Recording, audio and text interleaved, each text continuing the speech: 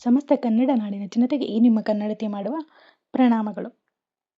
ನಾವು ಇವತ್ತು ಜ್ಞಾನಪೀಠ ಪ್ರಶಸ್ತಿ ಪುರಸ್ಕೃತರಾದಂಥ ಡಾಕ್ಟರ್ ಕೆ ಶಿವರಾಮ್ ಕಾರಂತರವರ ಕೃತಿ ಬೆಟ್ಟದ ಜೀವ ಕೃತಿಯ ಮೊದಲ ಭಾಗದ ಪಯಣವನ್ನು ಆರಂಭಿಸೋಣ. ಅದಕ್ಕಿಂತ ಮುಂಚೆ ಇನ್ನೂ ನನ್ನ ಚಾನಲ್ನ ಯಾರ್ಯಾರು ಸಬ್ಸ್ಕ್ರೈಬ್ ಆಗಿರೋ ದಯವಿಟ್ಟು ಸಬ್ಸ್ಕ್ರೈಬ್ ಮಾಡಿ, ನಿಮ್ಮ ಫ್ಯಾಮಿಲಿ ಮತ್ತು ಫ್ರೆಂಡ್ಸ್ಗೂ ಶೇರ್ ಮಾಡಿ. ಕನ್ನಡ ಸಾಹಿತ್ಯದ ಆಕಾಶದಲ್ಲಿ ಎಂದೆಂದಿಗೂ ಪ್ರಕಾಶಿಸುವ ಧ್ರುವತಾರೆ ಜ್ಞಾನಪೀಠ ಪ್ರಶಸ್ತಿ ಪುರಸ್ಕೃತ ಡಾಕ್ಟರ್ ಕೆ ಶಿವರಾಮ್ ಕಾರಂತರು ಸಾಹಿತ್ಯ, ವಿಜ್ಞಾನ, ಪರಿಸರ, ರಂಗಭೂಮಿ, ಯಕ್ಷಗಾನ, ಶಿಕ್ಷಣ ಯಾವ ಕ್ಷೇತ್ರವನ್ನು ಸ್ಪರ್ಶಿಸಿದರೂ ಅದಕ್ಕೆ ಹೊಸ ಜೀವ ತುಂಬಿದ ಬಹುಮುಖ ಪ್ರತಿಭೆ. ಕಾರಂತರವರ ಲೇಖನಿ ಕೇವಲ ಕಥೆಗಳನ್ನು ಬರೆಯಲಿಲ್ಲ, ಬದುಕಿನ ನಾಡಿಯನ್ನು ಮುಟ್ಟಿತ್ತು. ಅವರ ಪ್ರತಿಯೊಂದು ಕೃತಿಯೂ ಮಾನವನ ಮನಸ್ಸು, ಪ್ರಕೃತಿ ಮತ್ತು ಸಮಾಜದ ನಡುವಿನ ಅವಿನಾಭಾವ ಸಂಬಂಧವನ್ನು ಅತ್ಯಂತ ಜೀವಂತವಾಗಿ ನಮ್ಮ ಮುಂದಿಡುತ್ತದೆ.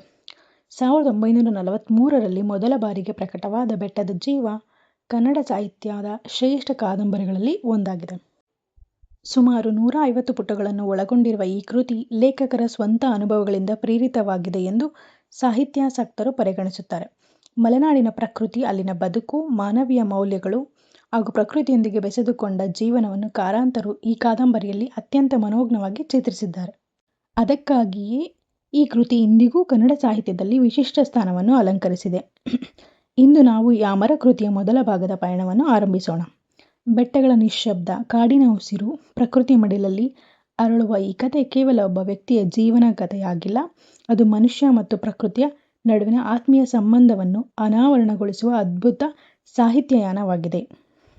ಈ ಅಪೂರ್ವ ಸಾಹಿತ್ಯ ಯಾತ್ರೆಗೆ ನಿಮ್ಮೆಲ್ಲರಿಗೂ ಹಾರ್ದಿಕ ಸ್ವಾಗತವನ್ನು ಕೋರುತ್ತಾ ಬೆಟ್ಟದ ಜೀವದ ಮೊದಲ ಭಾಗವನ್ನು ಆರಂಭಿಸೋಣ. ಬನ್ನಿ.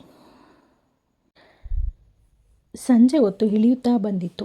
ದಿನವೆಲ್ಲವೂ ಗೊತ್ತು ಗುರಿ ಇಲ್ಲದೆ ಅಲೆದೆಲೆದು ಆಯಾಸಗೊಂಡು ನನ್ನ ಮೈತುಂಬ ಬೆವರು ಇಳಿಯುತ್ತಾ ಬಂದಿತ್ತು. ಆ ದಿನ ಬೆಳಗ್ಗೆ ನಾನು ಇಂದನಹಳ್ಳಿಯಿಂದ ಹೊರಟಿದ್ದೆ. ಯಾವುದೋ ಕೆಲಸ ಸಲುವಾಗಿ ಊರೆಲ್ಲ ಅಲೆದಾಡಿ ನಡುಮಧ್ಯಾಹ್ನಕ್ಕೆ ಸಮನಾಗಿ ಸುಬ್ರಹ್ಮಣ್ಯ ಊರನ್ನು ಸೇರಿದೆ. ಯಾವುದೋ ಒಂದು ಹೋಟೆಲನ್ನು ಸೇರಿ ಅವರು ಕೊಟ್ಟದ್ದನ್ನು ಕಾಫಿ ಎಂದು ಕುಡಿದು ತೃಪ್ತಿಗೊಂಡದ್ದು ಆಯಿತು. ತೃಪ್ತಿಯ ಪ್ರಶ್ನೆಯೂ ಇರಲಿಲ್ಲ. ಹಸಿದ ಹೊಟ್ಟೆಗೆ ಏನಾದರಿಷ್ಟು ತಿಂಡಿಯೋ ತೀರ್ಥವೋ ಬಿದ್ದಿದ್ದರೆ ಸಾಕಾಗಿತ್ತು. ಆ ಊರಲ್ಲಿ ನನ್ನ ಪರಿಚಯಸ್ಥರು ಯಾರೂ ಇಲ್ಲವೆಂದಲ್ಲ, ಆದರೆ ಕೆಲಸ ಕೈಗೂಡದಂದು ಮನಸ್ಸಿಗೆ ನೆಮ್ಮದಿ ತೋರದಾಗ ಅಪರ ವೇಳೆಯಲ್ಲಿ ಅರಸಿ ಇನ್ನೊಬ್ಬರ ಮನೆಯನ್ನು ನುಗ್ಗಿ ಅವರ ಒಲೆಯಲ್ಲಿ ಕಿಚ್ಚು ಸ್ಥಾಪನೆಗೊಳ್ಳುವ ಮುಹೂರ್ತವನ್ನು ಇದಿರು ಕಾಯಲು ಮನಸ್ಸು ಉಂಟಾಗಲಿಲ್ಲ. ಅದರಿಂದಾಗಿ ಹೋಟೆಲಿನ ಕಾಫಿ ನೀರಿನಲ್ಲೇ ನಾನು ಅಮೃತವನ್ನು ಅರಸಬೇಕಾಗಿತ್ತು. ಅಲ್ಲೇ ಅಂಗಳದಲ್ಲಿ ಅಗಲವಾದೊಂದು ಮಂಚವಿದ್ದುದನ್ನು ಕಾಣುತ್ತಲೇ ಇಲ್ಲಿ ಮಲಗಿಕೊಂಡರೆ ಆಕ್ಷೇಪವಿಲ್ಲವಲ್ಲ ಎಂದು ಕೇಳಿದೆ. ಆಕ್ಷೇಪವೇನು ಎಂದರು ಹೋಟೆಲಿನ ಯಜಮಾನರು. ಸದಾ ನಿದ್ರೆಯಲ್ಲಿರುವ ಆ ಊರಲ್ಲಿ ಈ ಉತ್ತರವೊಂದು ಸೋಜಿಗವೆನಿಸಲಿಲ್ಲ. ಮೇಲೆ ಅದು ನನ್ನ ಬಳಲಿದ ಶರೀರಕ್ಕೆ ತುಂಬ ಅನುಕೂಲವಾಗಿಯೂ ಇತ್ತು. ಅದರಿಂದಾದ ತೊಡಕು ಇಷ್ಟೇ, ನನಗೆ ಎಚ್ಚರವಾಗುವಾಗ 4 ಗಂಟೆ ಒಡೆದು ಹೋದದ್ದು. ನಾನಿನ್ನು ತೀರಾ ಅವಸರವಾಗಿ ನಡೆದಲ್ಲಿ ಅಂದಿನ ಕತ್ತಲು ತುಂಬುವುದರೊಳಗಾಗಿ 12 ಮೈಲು ದೂರದ ಪಂಜವನ್ನು ಸೇರಬಹುದೆಂದು ಬಗೆದು ಹೊರಟೆ. ಬೆಟ್ಟಗಳ ಎಡೆಯಲ್ಲಿ ನೀಳವಾದ ಉನ್ನತ ವೃಕ್ಷಗಳ ತಂಪಿನಲ್ಲಿ ನಾನು ನಡೆಯುತ್ತಿದ್ದಂತೆ ಅದೇ ಕಾಡಿನ ಮರೆಯಲ್ಲಿ ಸೂರ್ಯ ನನ್ನನ್ನು ವಂಚಿಸಿದ್ದನ್ನು ಯಾರು ಬಲ್ಲರು? ನಾನು ಬರಿಯ 1 ತಾಸಿನ ಹಾದಿ ಸರಿದಿದ್ದೇನೆ ಎನ್ನುವಷ್ಟಕ್ಕೆ ಬಾನು ಕೆಂಪಡರಿದು ಕಾಣಿಸಿತು. ಹೀಗೇಕಾಯಿತು ಎಂದು ನನ್ನ ಅರಿಷ್ಟವಾಚನ್ನು ನೋಡಿದರೆ ಅದು ಸತ್ಯಾಗ್ರಹ ಹೂಡಿತ್ತು. ನಿಂತ ನನ್ನ ಗಡಿಯಾರವನ್ನು ನಂಬಿ ಹೊರಟ ನಾನು ಮೋಸಕ್ಕೆ ಗುರಿಯಾದೆನೆಂದು ಹೇಳಬೇಕೇ?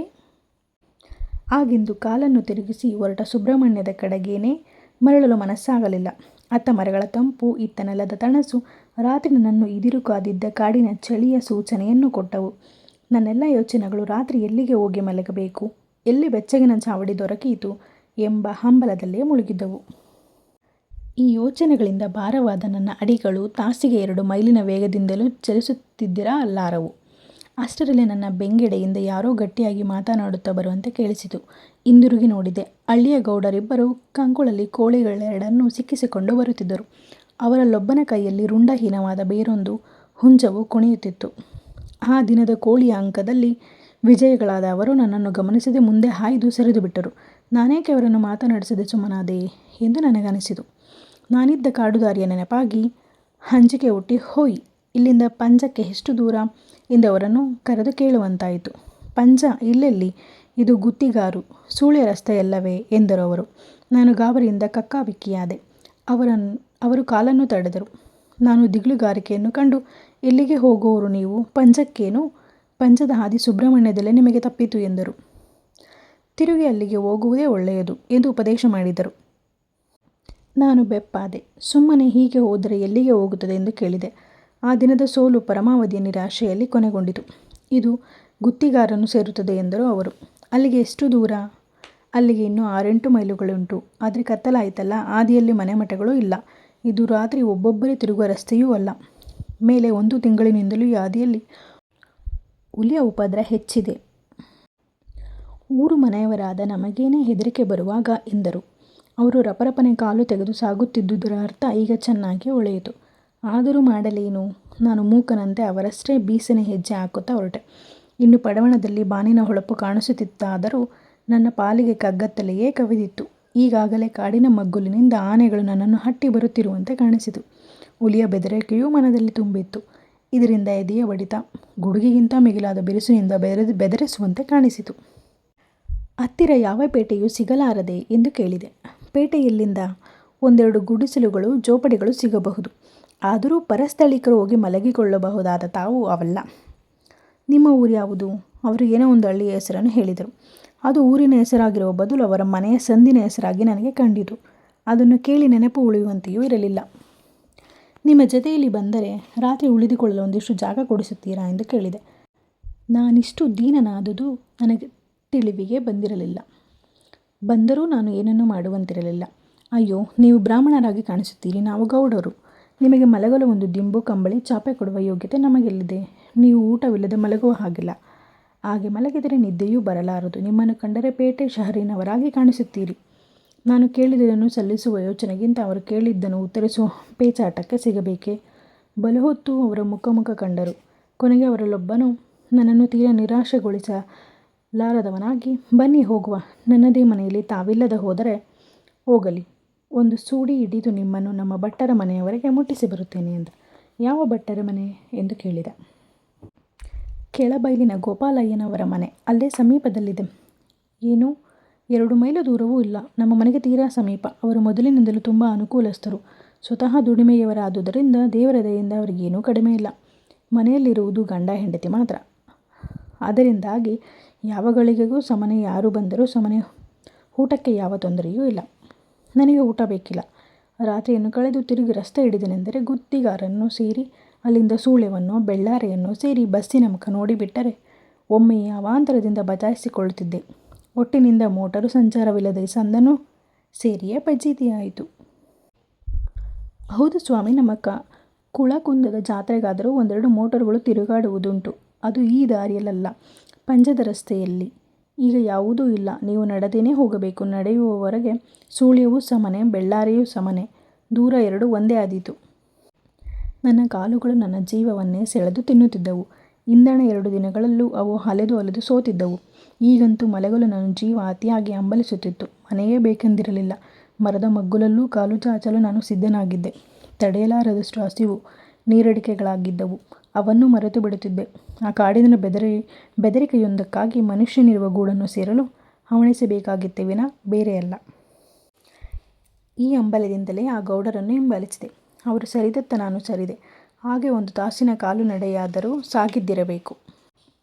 ರಾಜಮಾರ್ಗವನ್ನು ಬಿಟ್ಟು ರೋಟನ್ನು ಹಿಡಿದು ಕೊನೆಗೆ ಅದನ್ನೂ ಬಿಟ್ಟು ಕಾಲುದಾರಿಯನ್ನು ತುಳಿಯತೊಡಗಿದ್ದಾಯಿತು. ನನ್ನ ಮಾರ್ಗದರ್ಶಕರು ಅಲ್ಲೇ ಹುಟ್ಟಿ ಬೆಳೆದವರು. ಆ ಕತ್ತಲೆಯಲ್ಲೂ ಕಾಡಿನ ಹಕ್ಕಿಗಳಂತೆ ಮರ, ಬೇರು, ಪೊದೆಗಳ ಎಡೆಗಳಿಂದ ರುಮು ಸಾಗುತ್ತಿದ್ದರು. ಅವರ ಬಾಯಿಯೂ ಸುಮ್ಮನಿರದು. ಅವರು ಅಷ್ಟು ಸಮೀಪದಲ್ಲಿ ಸರಿಯುತ್ತಿದ್ದರೂ 100 ಗಜ ದೂರಕ್ಕೆ ಕೇಳುವಷ್ಟು ಗಟ್ಟಿಯಾಗಿ ಒದರಿಕೊಂಡೇ ನಡೆಯುತ್ತಲಿದ್ದರು. ಒಮ್ಮೊಮ್ಮೆ ಇವರು ಕಳ್ಳಕಾಕರೇ ಎಂಬ ಅನುಮಾನ ನನಗೆ. ಕೊನೆಗೆ ತಮ್ಮ ಧ್ವನಿಯು ತಮಗೇನೆ ಧೈರ್ಯ ಹುಟ್ಟಿಸಲು, ಹುಲಿಯ ಭೀತಿಯನ್ನು ಪರಿಹರಿಸಲು ಈ ಥರ ಬೊಬ್ಬಿಟ್ಟು ಮಾತನಾಡುತ್ತಿರಬೇಕೆಂದು ಅನಿಸಿತು. ಒಮ್ಮೆಗೆ ಮುಂದೆ ಸಾಗುತ್ತಿದ್ದ ಗೌಡ ನಿಂತುಬಿಟ್ಟ. ಅಣ್ಣರೇ, ನಾಳೆ ಸಿಗುತ್ತೇನೆ ಎಂದ. ನನ್ನ ನೆನಪಾಗಿ ನನ್ನ ಮನೆ ಬಂದಿತು. ನೀವು ನಮ್ಮ ದೇರಣ್ಣರ ಒಟ್ಟಿಗೆ ಹೋಗಿಬಿಡಿ, ನಾಳೆ ನೋಡುವ ಎಂದು ಕಣ್ಮರೆಯಾಗಿಬಿಟ್ಟ.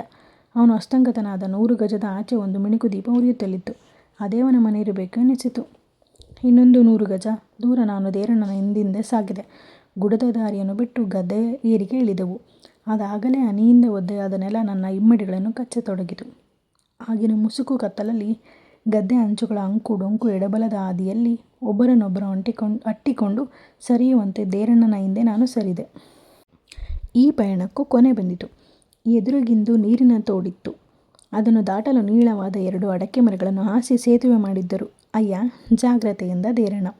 ದೇರಣ್ಣ ಜಿಮುಕು ಜಿಮುಕು ಕುಣಿಯುವ ಆ ಅಡಕೆ ಮರದ ಸೇತುವೆಯ ಮೇಲೆ ಜಿಗಿದು ಸರಿದ. ನಾನು ಜೀವ ಹಿಡಿದು ನಿಂತೆ, ಕುಳಿತೆ. ಕೊನೆಗೆ ಚತುಷ್ಪಾದ ಪ್ರಾಣಿಯಂತೆ ಅತೀವ ಸಾಹಸದಿಂದ ಆ 4 ಗಜ ದೂರವನ್ನು ದಾಟಿ ತಿರುಗಿ ಮನುಷ್ಯನಾದೆ. ಹೋಗಿ ಸೇರಿದುದೇ ದೇರಣ್ಣ ಗೌಡನ ಮನೆಯ ಅಂಗಳವನ್ನು. ಮನೆಗೆ ಕಾಲಿರಿಸಿದ ಗೌಡ, ಮಗು ಶೇಷ, ಒಂದು ಸೂಡಿ ಮಾಡು ಎಂದರು. ಒಬ್ಬ ಚಿಕ್ಕ ಹುಡುಗ ಕಾಣಿಸಿಕೊಂಡನು. ಆತ ಹಟ್ಟಿಯ ಬೆಂಗಡೆಯಲ್ಲಿ ಮರೆಯಾಗಿ ಒಂದು ಪಂಜು ತಯಾರಿಸುವುದು ನನಗೆ ತೋರಿತು. ನಡೆದು ನನಗೆ ಸಾಕಾಗಿ ಹೋಗಿತ್ತು. ಇನ್ನು ನಡೆಯಬೇಕೆಂಬ ಯೋಚನೆಯೇ ಇಡಿಸದಾಗಿತ್ತು. ಇಲ್ಲಿಯೇ ಒಂದಿಷ್ಟು ಜಾಗ ತೋರಿಸಿದರೆ ಹೊರಗೆ ಬಿಡುತ್ತೇನೆ. ನನಗೆ ಊಟ ಬೇಡ, ಬಾಯಾರಿಕೆಯೂ ಬೇಡ. ಬರಿಯ ಇಷ್ಟು ಜಾಗ, ಒಂದು ಚಾಪೆ, ಅದು ಇದ್ದರಾಯಿತು, ಇಲ್ಲದಿದ್ದರೂ ಎಂದೆ. ಪ್ರತ್ಯುತ್ತರ ಪ್ರತ್ಯಕ್ಷವಾಗಿತ್ತು. ಅವನದು ತೀರಾ ಕಿರಿಯ ಮನೆ. ಅದರ ಒಳಗಡೆ ಹೇಗಿತ್ತು? ಕಾಣಿಸುತ್ತಿರುವ ಹೊರಗಿನ ಚಾವಡಿಯಲ್ಲಿ ಎಣೆಲು ಬೆಳೆಯಲು ಭತ್ತದ ರಾಶಿ ಹರಡಿತ್ತು. ಅಂಗಳದಲ್ಲಿ ಚಪ್ಪರ ಹೂಡಿರಲಿಲ್ಲ. ಭತ್ತ ಕುಟ್ಟಿ ಅಕ್ಕಿ ಮಾಡುವ ತನಕ ಅಲ್ಲಿರುವ ಜಾಗ ಮನೆಯವರಿಗೇನೆ ಸಾಲದು ಎಂದ ಆತ. ಅಷ್ಟರಲ್ಲಿ ಸೂಡಿಯನ್ನು ಬಿಗಿದು ಉರಿಸಿಕೊಂಡು ಶೇಷ ಬಂದ. ಅದರ ಬೆಳಕಿನಲ್ಲಿ ನನ್ನ ಮಾರ್ಗದರ್ಶಕನ ಭವ್ಯ ನೀಳ ಶರೀರ, ಬಿಳುಪು ಕರಿಮಿಶ್ರಿತವಾದ ಮೀಸೆಯು, ಕುಡಿ ತುಸುವೆ ಸಂಜೆ ಬಾನಿನ ಬಣ್ಣ ತಾಳಿದ ಕಣ್ಣಿನ ಬಣ್ಣ, ಇವುಗಳ ನಿಕಟ ಪರಿಚಯವಾಯಿತು. ಮೇಲೆ ದೇರಣ್ಣನ ಸಮೀಪದ ಉಸಿರು ಬೀಸಿತು. ಆಗ ಹವಾಮಾನ ಚೆನ್ನಾಗಿಲ್ಲವೆಂದು ಊಹಿಸಿ ತಿಳಿದೆ. ದೇರಣ್ಣನು ಯಾಕೆ ಹೆದರುತ್ತೀರಿ? ಗೋಪಾಲ ಹೆಚ್ಚಿನದಂಥ ಮನುಷ್ಯರು. ಮನೆಗೆ ಬಂದವರಿಗೆ ದೇವರಂತಹ ಸನ್ಮಾನ ಮಾಡುವರು. ನಮ್ಮ ಮನೆಯಿಂದ ಗಟ್ಟಿಯಾಗಿ ಕೂಗಿದರೆ ಅವರ ತೋಟಕ್ಕೆ ಕೇಳಿಸುತ್ತದೆ ಎಂದು ಮುಂದಕ್ಕೆ ನಡೆದ. ಅಷ್ಟಾದರೂ ಉಪಕಾರವೆಸಗುವಷ್ಟು ಅವನ ಅಮಲು ರಹಿತನಾಗಿದ್ದುದು ನನ್ನ ಭಾಗ್ಯವೆಂದು ಯೋಚಿಸಿ ಹಿಂಬಾಲಿಸಿದೆ. ಬೀಸುವ ಸೂಡಿಯ ಇಳಿ ಏರು ಬೆಳಕಿನಲ್ಲಿ ನಾನು ಸಾಗುತ್ತಿರುವುದು ಒಂದು ಬೋಳುಗುಡ್ಡದ ಸೆರಗಿನಲ್ಲಿ ಎಂಬ ಅನುಭವವಾಯಿತು. ಮುಂದೆ ದಾರಿಯಂತೂ ತೀರಾ ಕಿರಿದಾಯಿತು. ಗುಡ್ಡದಿಂದ ಕೊರಕಲೊಂದಕ್ಕೆ ಇಳಿಯಿತು. ಆಚೀಚಿನ ಗುಡ್ಡಗಳ ಬರೆ ನನ್ನ ಮೈಯನ್ನು ಸವರುತ್ತಿತ್ತು.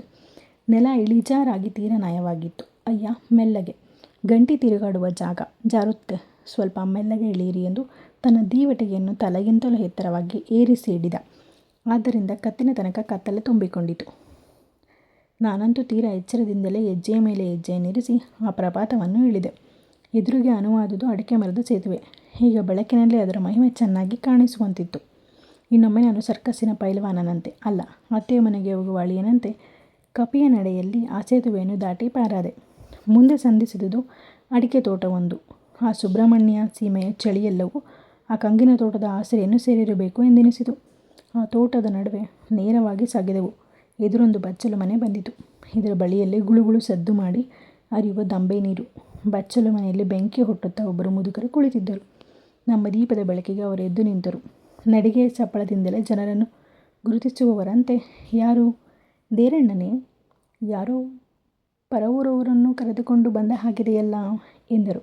ನಾವು ಸಮೀಪವಾಗುತ್ತಲೇ ಪರದೇಶಿಯಾದ ನನ್ನನ್ನು ನಮಸ್ಕರಿಸಿ ಬನ್ನಿ ಎಂದು ಮನೆಯ ಚಾವಡಿಗೆ ಕರೆದೊಯ್ದರು.